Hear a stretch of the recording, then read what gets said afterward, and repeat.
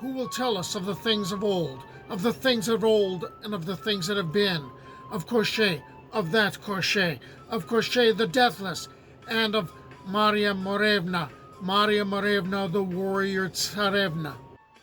In a certain kingdom, it matters not where, there lived a Tsarevich Ivan, who had 3 sisters, Tsarevna Marya, Tsarevna Olha, Tsarevna Anna. When their parents lay at the point of death, they thus enjoined their son, "Give your sisters in marriage to the very first suitors who come to woo them. Do not keep them to yourself to ease your loneliness." They died, and the Tsarevich buried them, and then, to solace his grief, he went to his sisters into the green garden to stroll. Suddenly the sky was covered by a black cloud. A terrible storm arose. "Let us go home, sisters," he cried. Hardly had they got inside the palace when the thunder pealed, the ceiling split open, and into the room where they were came flying a falcon bright. The falcon bright smote upon the ground, became a brave youth, and said, "Hail, Tsarevich Ivan! Before I came as a guest, but now I have come as a wooer. I wish to propose to your sister, the Tsarevna Marya. It is for my sister to say if she will have you or not." Tsarevna Marya gave her consent. The falcon married her and bore her away into his realm. The next year the eagle came in like manner and wedded Tsarevna Olha, and in the year that followed the raven asked for and was granted the hand of Tsarevna Anna. Tsarevich Ivan was left alone. A whole year he lived without his sisters. Then he grew weary and said, "I will set out in search of my sisters." He got ready for the journey. He rode, and one day he saw a whole army lying dead on the plain. He cried aloud, "If there be a living man there, let him make answer. Who has slain this mighty host?" They replied unto him, "The only living man. All this mighty host has been slain by the fair Tsarevna Marya Morevna." Tsarevich Ivan rode further on and came to a white tent, and forth came to meet him the fair Tsarevna Marya Morevna. "Hail, Tsarevich," said she. "Do you come of your own free will or against your will?" Tsarevich Ivan replied, "Not against their will do brave youths ride." "Well, if your business be not pressing, tarry a while in my tent." Thereat was Prince Ivan glad. He spent 2 nights in the tent and found favor in the eyes of Marya Morevna, and she married him. The fair Tsarevna Marya Morevna carried him off to her own realm. They spent some time together, and then the Tsarevna took it into her head to go a-warring. So Marya Morevna handed over all the housekeeping affairs, the handling of her estate, to Tsarevich Ivan, and gave him these instructions: "Go about everywhere, keep watch over everything. Only do not venture into that closet over there." But Ivan foolishly did not heed Marya Morevna. The moment she had gone, he rushed to the closet, pulled open the door, and looked in. There hung Koshchei the Deathless, fettered by 12 chains. Then Koshchei entreated Tsarevich Ivan, saying, "Have pity upon me and give me drink. 10 years long have I been here in torment, neither eating nor drinking. My throat is utterly dried up." The Tsarevich gave him a bucket full of water. He drank it up and asked for more, saying, "A single bucket of water will not quench my thirst. Give me more." The Tsarevich gave him a second bucketful. Koshchei drank it up and asked for a third. And when he had swallowed the third bucketful, he regained his former strength, gave his chains a shake, and broke all 12 at once. "My thanks to you, foolish Ivan," cried Koshchei the Deathless. "Now you will sooner see your own ears than Marya Morevna." And out of the window he flew in the shape of a terrible whirlwind. and he came upon the fair Tsarevna Marya Morevna as she was going her way, laid hold of her, and carried her off with him. But Tsarevich Ivan wept full sore, and he arrayed himself and set out a-wandering, saying to himself, "Whatever happens, I will go and I will find Marya Morevna." One day passed, another day passed. At the dawn of the third day he saw a wondrous palace, and by the side of the palace stood an oak, and on the oak sat a falcon bright. Down flew the falcon from the oak, smote upon the ground, turned into a brave youth, and cried aloud, "Ha, dear brother-in-law, how deals the Lord with you?" Out came running Sister Marya, joyfully greeting her brother Ivan, inquiring after his health and telling him all about herself. The Tsarevich spent 3 days with them. Then he said at last, "I cannot abide with you. I must go in search of my wife, the fair Tsarevna Marya Morevna." "Hard will it be for you to find her," answered the falcon. "At all events, leave us your silver spoon. We will look at it and we will remember you." So Prince Ivan left his silver spoon at the falcon's and went on his way. In like manner he passed the castle of Eagle and Tsarevna Olha, who bid him leave his silver fork, and the castle of Raven and Tsarevna Anna, who bade him leave his silver snuff box. The Tsarevich handed over his silver snuff box, took his leave, and went his way. After a 3 days' journey, he found where Marya Morevna was. She caught sight of her love, flung her arms around his neck, then burst into tears and exclaimed, "Oh, Ivan, why did you disobey me? Why did you go looking into the closet and letting out Koshchei the Deathless? Forgive me, Marya Morevna. Remember not the past. Much better fly with me while Koshchei the Deathless is out of sight. Perhaps he won't catch us." So they made ready and fled. Now Koshchei was out hunting. Towards evening he was returning home when his good steed stumbled beneath him.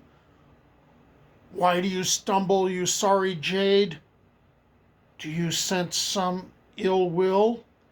The steed replied, "Prince Ivan has come and carried off Marya Morevna. Is it possible to catch them? It is possible to sow wheat, to wait till it grows up, to reap it and thresh it, to grind it to flour, to make 5 pies of it, to eat those pies, and then to start in pursuit, and even then be in time." Koshchei galloped off and caught up with Prince Ivan. "Now," said Koshchei, "this time I will forgive you in return for the kindness in giving me water to drink. And a second time I will forgive you. But the third time, beware, I will cut you to bits." Then he took Marya Morevna from him and carried her off. Prince Ivan sat down on a stone and burst into tears. He wept and wept, and then returned back again to Marya Morevna. Now Koshchei the Deathless happened not to be home. "Let us fly, Marya Morevna. Ah, Ivan, he will catch us." "Suppose he does catch us. At all events, we shall have spent an hour or 2 together." So they got ready and fled. As Koshchei the Deathless was returning home, his good steed stumbled beneath him. "Why do you stumble, you sorry jade? What do you scent?" "Prince Ivan has come and carried off Marya Morevna. Is it possible to catch them?" "It is possible to sow barley, to wait till it grows up, to reap it and thresh it, to brew beer, to drink ourselves drunk upon it, to sleep our fill, and then to set off in pursuit and yet be in time." Koshchei galloped off, caught up with Prince Ivan. "Did not I tell you that you should not see Marya Morevna any more than your own ears?" And he took her away and carried her off home with him. Once again, Tsarevich Ivan was left alone. Again. He wept and he wept, and he went back for Marya Morevna. Koshchei happened to be away from home at that moment. And Ivan bid her, "Let us fly, Marya Morevna." Up, Tsarevich Ivan, he is sure to catch us, and he will cut you to bits. Let him hew away. I cannot live without you. And so they made ready and they fled yet again. Koshchei the Deathless was returning home when his good steed stumbled beneath him. "Why do you stumble? What do you sense?" "Prince Ivan has come and has carried off Marya Morevna again." Koshchei galloped off, caught Prince Ivan, chopped him into little pieces, put them in a barrel, smeared it with pitch, and bound it with iron hoops, and flung it into the blue sea. But Marya Morevna he carried off home. At that very time, the silver spoon, the silver fork, and the silver snuff box all turned black. The brothers-in-law knew, the evil is accomplished sure enough. Then the eagle hurried to the blue sea, caught hold of the barrel, and dragged it ashore. The falcon flew away for the water of life, the raven for the water of death. The three brother-in-laws met and pieced together Tsarevich Ivan. The raven sprinkled the pieces with the water of death. The pieces joined together. The body became whole once again.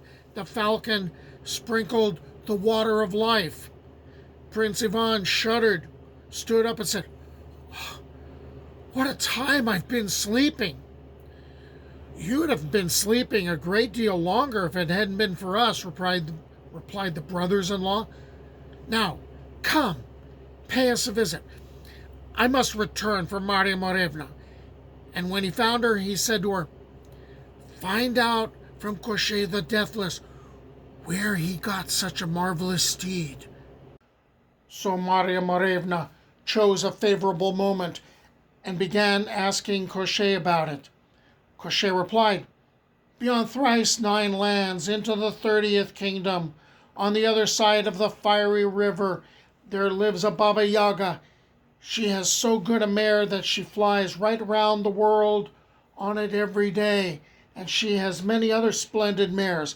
I watch her herds for 3 days without losing a single mare, and in turn for that, the Baba Yaga gave me a foal." "But how did you get it across the fiery river?" "Why, I have a handkerchief of this kind. When I wave it thrice on the right hand, there springs up a very lofty bridge, and the fire cannot reach it." Marya Morevna listened to all this and repeated it to Prince Ivan, and she carried off the handkerchief and gave it to him. So he managed to get across the fiery river and then went on to the Baba Yaga's. Long went he on without getting anything either to eat or to drink. At last he came across an outlandish bird with its young. Prince Ivan said, "I'll eat one of these chickens." "Don't eat it, Prince Ivan," begged the outlandish bird. "Sometime or other, I will do you a good turn." He went farther on and saw a hive of bees in the forest. "I'll get a bit of honeycomb," says he. "Don't disturb my honey, Prince Ivan," exclaimed the queen bee. "Sometime or other, I could perhaps do you a good turn." So he didn't disturb it, but went on. Presently there met him a lioness with her cub. "I'll eat this cub. I'm so hungry, I feel quite unwell." "Please let us alone, Prince Ivan," begged the lioness. "Sometime or other, I will return the favor." "Very well, have it your own way," he said. Hungry and faint, he wandered on, walked farther and farther, and at last came to where stood the house of Baba Yaga. Round the house were set 12 poles in a circle, and on each of 11 of these poles was stuck a human head. The 12th alone remained unoccupied. "Hail, Granny!" "Hail, Tsarevich Ivan! Why have you come here? Is this of your own accord, or was it under compulsion?" "I have come to earn from you a heroic steed." "So be it, Tsarevich. You won't have to serve a year with me, just 3 days. If you take good care of my mares, I'll give you a heroic steed. But if you don't, Why then you mustn't be annoyed at finding your head stuck on top of that last pole over there." Tsarevich Ivan agreed to these terms. Baba Yaga gave him food and drink and bid him set about his business. But the moment he had driven the mares afield, they cocked up their tails and away they tore across the meadows in all directions. Before the prince had time to look around, they were all out of sight. Thereupon he began to weep and to disquiet himself, and then he sat down upon a stone and went to sleep. But when the sun was near its setting, the outlandish bird came flying up to him and awakened him, saying, "Arise, Tsarevich Ivan, the mares are at home now." The prince arose and returned home. There Baba Yaga was storming and raging at her mares and shrieking, "Why did you come home?" "How could we help coming home?" said they. "There came flying birds from every part of the world and all but pecked our eyes out." "Well, well, tomorrow do not go galloping over the meadows, but disperse amidst the thick forests." Tsarevich Ivan slept all night. In the morning Baba Yaga said to him, "Mind, princeling, if you don't take good care of the mares, if you lose even one of them, your bold head will go up to be stuck on that pole." The Tsarevich drove the mares afield. Immediately they cocked up their tails, as before, and disappeared, dispersing amongst the thick woods. Again did the prince sit down on the stone and weep, and then go to sleep. The sun went down behind the forest. Up came the running lioness. "Arise, Tsarevich Ivan, the mares are all collected." Prince Ivan arose and went home. More than ever did Baba Yaga storm at her mares and shriek, "Why did you come home? How could we help coming back? Beasts of prey came hunting at us from all parts of the world and all but utterly tore us to pieces. Tomorrow run off into the blue sea." Again did Prince Ivan sleep through the night. The next morning the Baba Yaga sent him forth to watch the mares. "Remember, if you don't take good care of them, your bold head will be stuck on that pole." Ivan drove the mares afield. Immediately, as before, they cocked up their tails, and they disappeared from sight, fleeing into the blue sea. There they stood, up to their necks in the water. Ivan sat down on the stone and wept, as before, and fell asleep. But when the sun had set behind the forest, up came flying a bee and said, "Arise, prince, the mares are all collected. But when you get home, don't let the Baba Yaga set eyes upon you, but go into the stable and hide behind the mangers. There you will find a sorry colt rolling in the muck. Steal it, and at the dead of night ride away from this house." Prince Ivan arose, slipped into the stable, and lay down behind the mangers, while Baba Yaga was storming away at her mares and shrieking, "Why did you come back?" "How could we help coming back? There came flying bees in countless numbers from all parts of the world and began stinging us on all sides till the blood came." The Baba Yaga went to sleep. In the dead of the night, Tsarevich Ivan stole the sorry colt, saddled it, jumped on its back, and galloped away to the fiery river. When he came to the river, he waved the handkerchief 3 times in the right hand, and suddenly, springing goodness knows whence, there hung across the river, high in the air, a splendid bridge.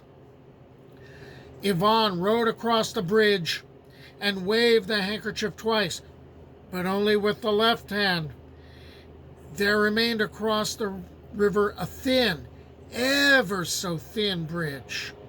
When Baba Yaga got up in the morning, the sorry colt was not to be seen. Off she set in pursuit. At full speed did she fly in her mortar, urging it on with the pestle, sweeping away her traces with the broom. She dashed up to the fiery river, gave a glance, and said, "Ah, capital bridge!" She drove on to the bridge, but had only got halfway when the bridge broke in two and Baba Yaga went into the river. There truly did she meet with a cruel death. Prince Ivan fattened up the colt in the green meadows, and it turned into a wondrous steed. Then he rode to where Marya Morevna was. She came running out and flung herself upon his neck, crying, "By what means has God brought you back to life?" "Thus and thus," said he. "Now come along with me. I am afraid, Ivan, if Koshchei catches us, you will be cut into pieces again." "No, he won't catch us. I have a splendid, heroic steed now. It flies just like a bird." So they got on its back and rode away. Koshchei the Deathless was returning home when his horse stumbled beneath him. "Why are you stumbling again, you sorry jade? What do you sense?" "Prince Ivan has come and carried off Marya Morevna again." "Can we catch him?" "God knows. Prince Ivan has a horse now which is better than I." "Well, I can't stand this," said Koshchei the Deathless. "I will pursue." After a time, Koshchei came up with Prince Ivan and leaped to the ground. He was going to chop him up with his very sharp sword. But at that moment, Tsarevich Ivan's horse smote Koshchei the Deathless, full swing with its hoof, and cracked his skull. And the Tsarevich made an end of him with his club. Afterwards, Ivan heaped up a pile of wood, set fire to it, burnt Koshchei the Deathless on the pyre, and scattered his ashes to the wind. Then Marya Morevna mounted Koshchei's horse, and Tsarevich Ivan got on his own, and they rode away to visit first the raven, then the eagle, then the falcon. Wherever they went, they met with a joyful greeting. "Ah, Tsarevich Ivan, brother-in-law, why, we never expected to see you again." "Well, it wasn't for nothing that you gave yourself so much trouble. Such a beauty as Marya Morevna, one might search for all the world over and never find one like her." And so they visited and they feasted, and afterwards they went off to their own realm and never had cause to shed a tear. It was at the feast I heard this tale. There it was, I drank mead ale. Though it flowed down my beard, my mouth stayed dry, for never a drop passed my lips, swear I.